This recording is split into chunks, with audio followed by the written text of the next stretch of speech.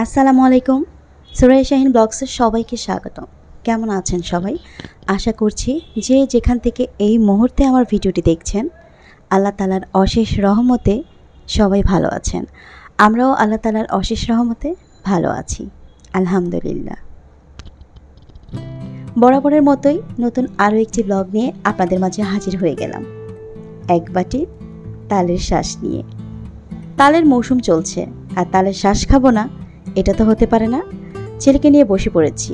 আমার ছোট ছেলে বলছে, আম্মু আমাকে একটু ছোট করে কেটে দাও, তাহলে খেতে আমার সুবিধা হবে। হাই রে জেনারেশন! আমাদের সময় যখন নানা বাড়িতে যেতাম, তাল গাছ থেকে তালের কাঁধি ধরে কেটে নামানো হতো। মাথাটা শুধু কেটে দিত, সাইড থেকে একটু ছিলে দিত, এবার উঠিয়ে খাও। আর এখনকার জেনারেশন, তা তো নিজের চোখেই দেখলেন, কত ইজি করে দিলাম ওদের খাওয়ার জন্য। আমরা তো তাল খাচ্ছি, বাহিরে কিন্তু বেতাল অবস্থা। বিশ্বাস হচ্ছে না আমার কথা? চলেন আপনাদেরকে বাহিরে নিয়ে দেখাই।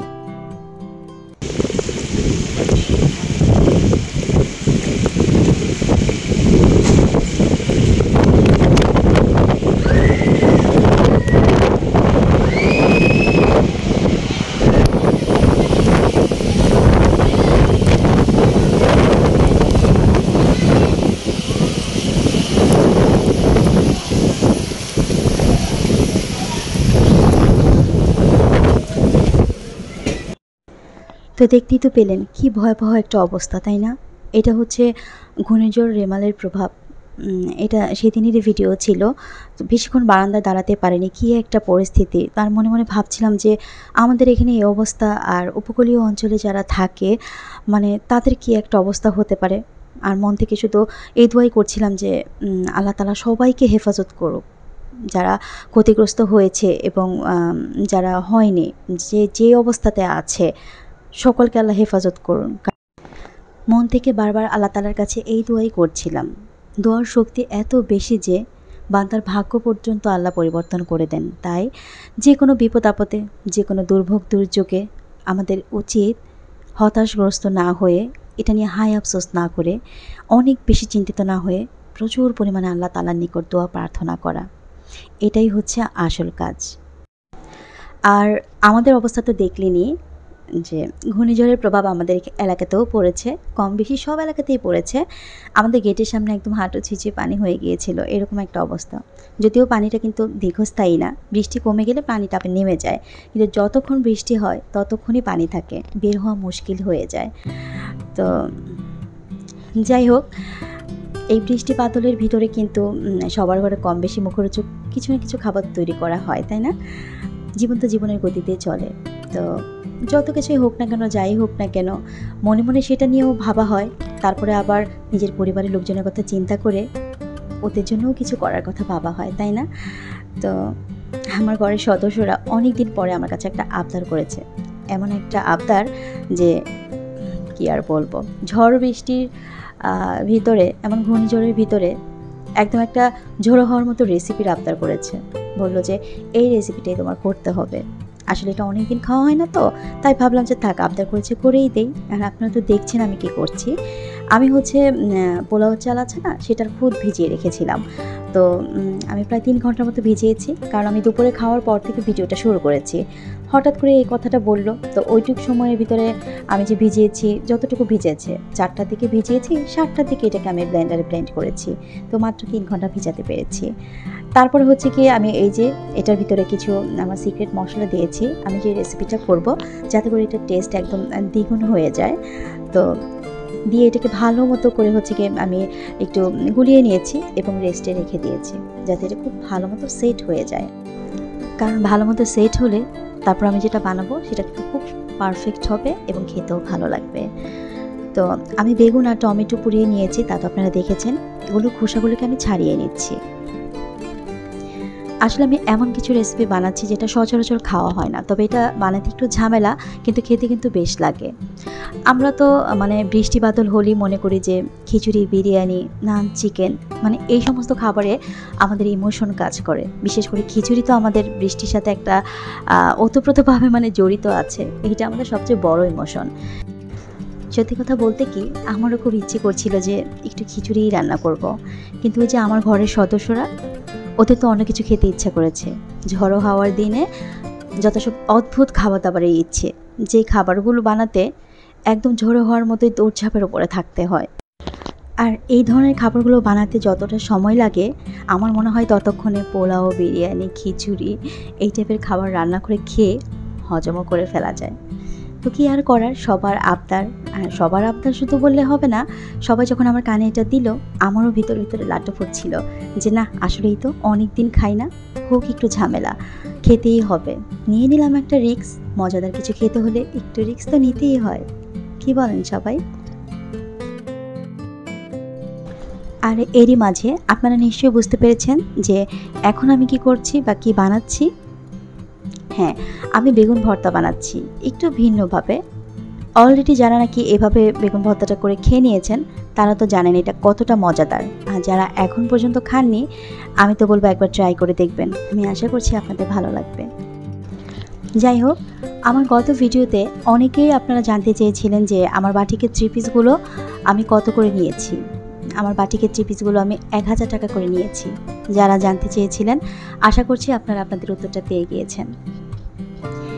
এদিকে আমার বেগুন ভর্তাটা কিন্তু প্রায় হয়ে এসেছে, এটাকে আমি আরেকটু ভাজা ভাজা করব। আর এটা কিন্তু একটু ঝাল ঝাল করেছি, কারণ ভর্তা মানে একটু ঝাল ঝাল না হলে কিন্তু সেই ভর্তাটা খেতে ভালো লাগে না। তো এই তো আমার বেগুন ভর্তা রেডি। আর এদিকে আমার এই ব্যাটারটাও কিন্তু সেট হয়ে গিয়েছে। আমার সুইট সুইট গুণবতী এবং বুদ্ধিমতী আপুরা, নিশ্চয়ই আপনারা ধরে ফেলেছেন আমি কি বানাতে চলেছি। হ্যাঁ, আপনারা যেটা ভাবছেন আমি সেটাই বানাচ্ছি। আমি চাপটি বানাচ্ছি। এক এক জায়গায় এটাকে এক এক নামে ডাকে, যেমন কেউ বলে চাপড়ি, কেউ বলে হচ্ছে গিয়ে চাপড়া, কেউ বা চটা বলে, আবার কেউ বা বলে চাপটি পিঠা, আবার অনেকে ডোসাও বলে। আমরা তো এটাকে চাপটিই বলে থাকি।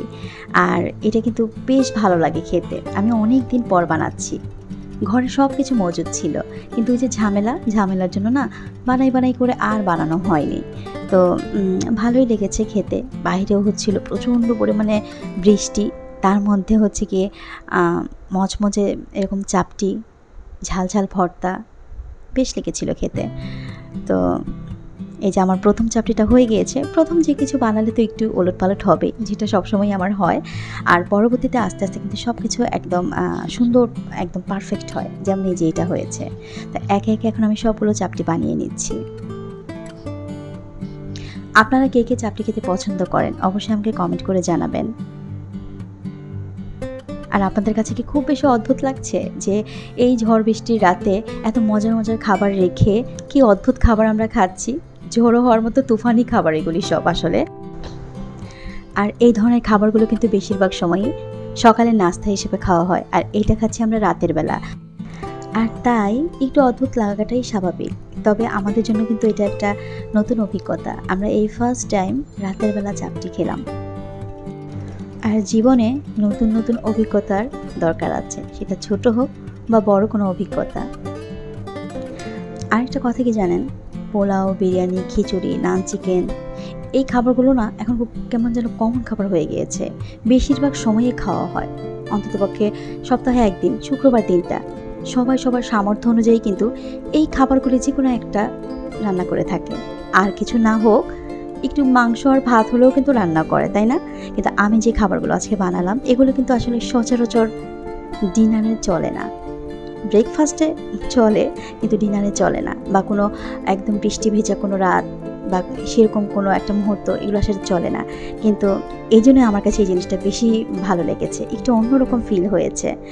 তো অফ ক্যামেরায় আমি একটু লইট্টা মাছের শুটকি ভুনা করেছি এবং চাপা শুটকির ভর্তা বানিয়ে নিয়েছি। আসলে একটা ভিডিওতে এত কিছু দেখানো পসিবল না। আর আমরা যারা ইউটিউবার আছি, বিশেষ করে রান্নার ভিডিও করি, তারা তো জানি যে অফ ক্যামেরায় রান্না করা কতটা সহজ আর অন ক্যামেরায় কতটা কঠিন।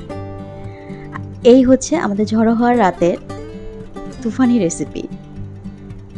তো কেমন লাগলো আপনাদের কাছে কমেন্ট করে জানাবেন। তো আমরা তিনজন তো খেতে বসেছি। ইরফানের পরীক্ষা চলছিল, ইরফান বলছিল যে আমাকে এখন ডাকবে না, আমার সময় মতো আমি খেয়ে নেব, তোমরা খাও। তাই ওকে বিরক্ত করিনি।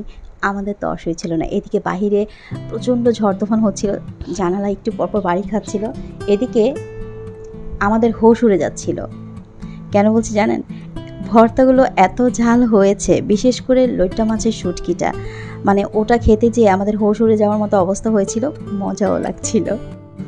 আরেকটা মজার বিষয় কি জানেন, আজ পর্যন্ত এই চাপটি খাওয়ার সময় আমি হিসেব রাখতে পারি না আমি আসলে কয়টা খেলাম, কারণ যে ছিঁড়ছে ওই টুকরো করে রাখা হচ্ছে না, ওখান থেকেই টুকরো নিয়ে খাওয়া শুরু করে দিয়েছি।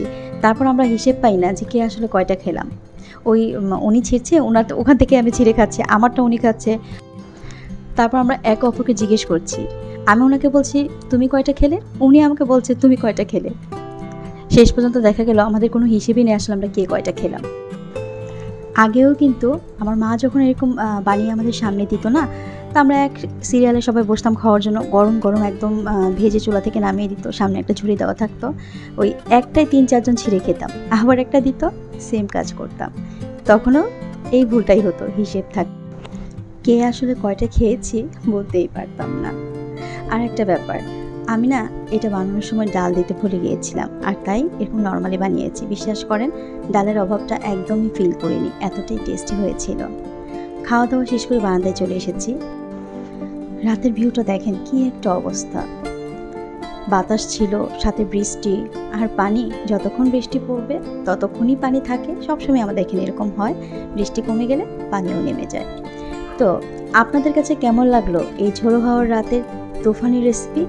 অবশ্যই কমেন্ট করে জানাতে ভুলবেন না। আজকের মতো তাহলে আমি এখানেই বিদায় নিচ্ছি, ফিরে আসবো আবার কোনো একদিনে নতুন আরও একটি ব্লগ নিয়ে। সেই পর্যন্ত সবাই ভালো থাকবেন, আল্লাহ হাফেজ।